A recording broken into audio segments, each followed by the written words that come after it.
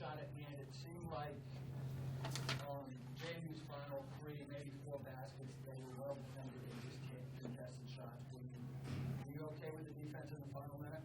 Yeah, I think we played certainly well enough defensively to win this game. There's no question. And again, they did make some tough shots. Even before, I want to say this.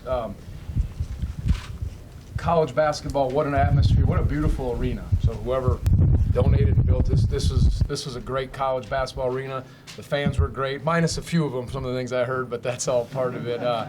And Mark's done a really good job. This is a good team. He's built it, and I want to compliment, this. I came from Green Bay, a mid-major, whatever you say, and there's so much parity. And I always hope that we get to play some of the Power Fives, and that's irrelevant.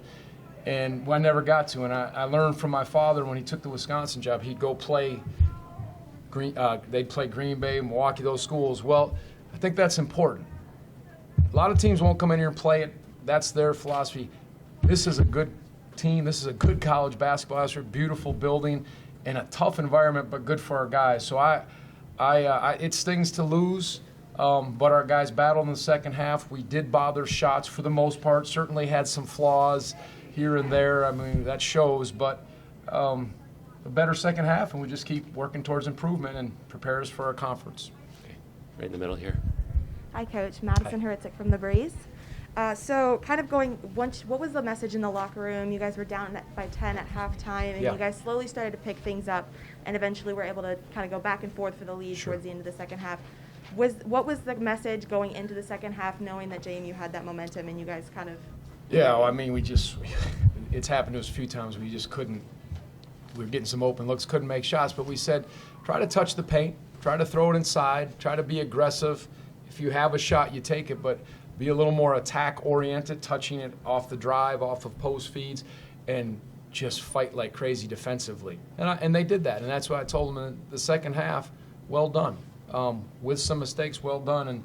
And so we build on that and keep working to improve. Okay. Mike, and then Doug, and then Gene. Tony, what are you seeing from the development of your team offensively? Are there things that you think, okay, we can hang our hat on that, or are you still kind of searching on that end? Sure, you're always searching. You try to look for quality. Are they quality shots? Are we touching the paint? Are we getting different looks? And, these settings, pressure, all those things, they do funny things to you, you know what I mean? And sometimes we get a little rushed and panicked at times, but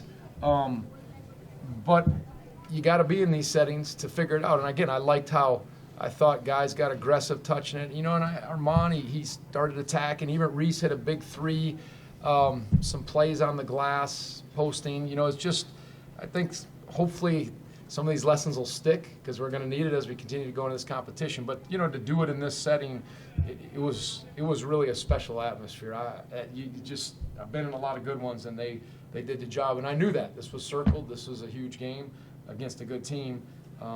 But I thought there was some composure down the stretch, and we'll build on it. Are we finding things offensively? I think that's going to be, offense comes and goes, and this year we just got to keep working towards getting the good looks, finding different things, and their defense was pretty darn good too.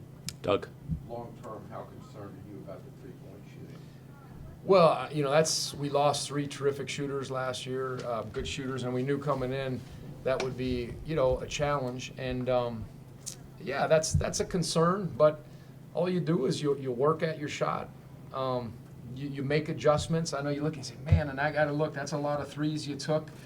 Maybe some were a little quick, but when people start really packing the lane and jamming it, and next pass, and you're getting some of those open looks, you take them and you hope that they'll start dropping on certain games, and that certainly would help things. But it does put a lot of pressure when the three-point shot, or just you're missing some easy ones. But that'll be something that has kind of been in the back of our mind all year, and it's kind of playing out at times when we've had hard games. Gene, then Greg.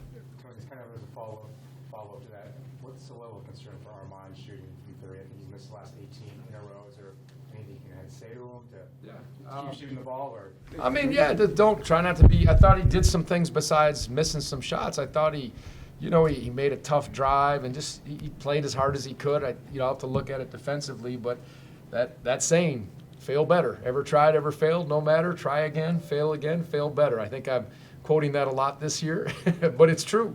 That's all you can do. Have a growth mindset.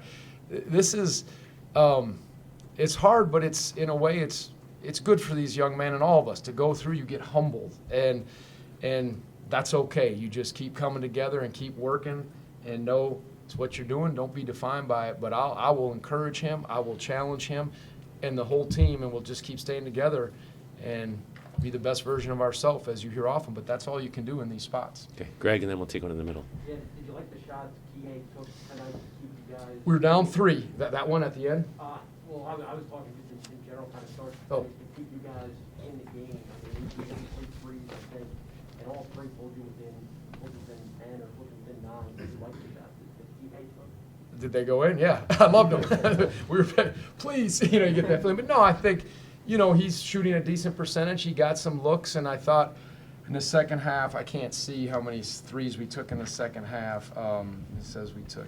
Can someone tell me that? 12, 3 of 12. Okay, but yeah, no, I thought he did some real good things, and he's been through it. He's the only guy that's really been in this environment out of our guys. Last year, Reese wasn't in it, and then it's new. So he made some plays, and he battled, and I thought they didn't give in defensively. A couple breakdowns, but I liked the grit that way, and of course, shots he took, good plays. Okay, we have time for 3 more. Middle, Mike, and then Jeff. Okay, then we'll 3 more. Damon, okay, go ahead. How often do you see a team that matches your intensity defensively, like it seemed JMU did tonight? Yeah, often. I mean, that's college basketball. Teams play hard. Played at Houston. It's just it is. But a credit to Mark and this staff, and I see Kelvin Baker, who played for us, is on the staff. It was great to see him, and but they get after it. I'm watching them on film how they rally to the ball and they play hard, and I mean that's how you turn programs around. You have a backbone defensively in basketball. They're bought into that. And they won the conference last year, and they have 4 returning starters, and they only, I think, starting 2 of them. They improved on the transfer market, and just a good, tough team. And he's got them playing hard. They run good stuff, and they contested shots. So I like what I see. I don't know him well, but I respect what I see. And I told him that after the game, you're doing a heck of a job with this program. Keep it up. And he said, a couple of their coaches said, thank you for playing us. And it's a little thing, but it meant a lot to hear that. I mean, I don't know if it feels good, but they said it, and they acknowledged that. And so I'll never play him again. I'm just kidding. No, just, again, good for basketball, and we go forth. Okay, Mike, and then Damon. Tony, Kihei has mentioned to us multiple times, he's been through everything in college basketball. He's seen a little of everything. Yep.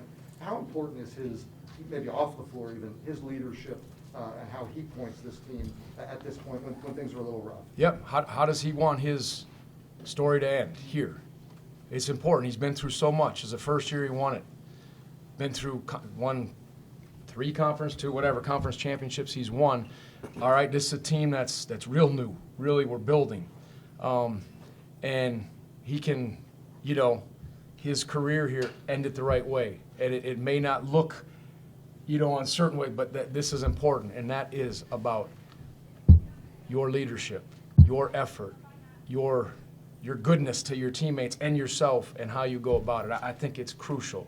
We talk about having, I'll leave it at that. Okay, Damon. Tony, for you guys as a staff, you have this extended breakdown because of exams. How much self-scouting goes on and maybe figuring out different ways of approaching this? Yeah, I mean, obviously, we've played a lot of games in a short amount of time because we have to have a longer break because of exams for us. And, I still believe it's about the student athlete. We always do. So they got a lot of load on them in terms of their papers, their finals, and they work hard, and they have to handle that part of it.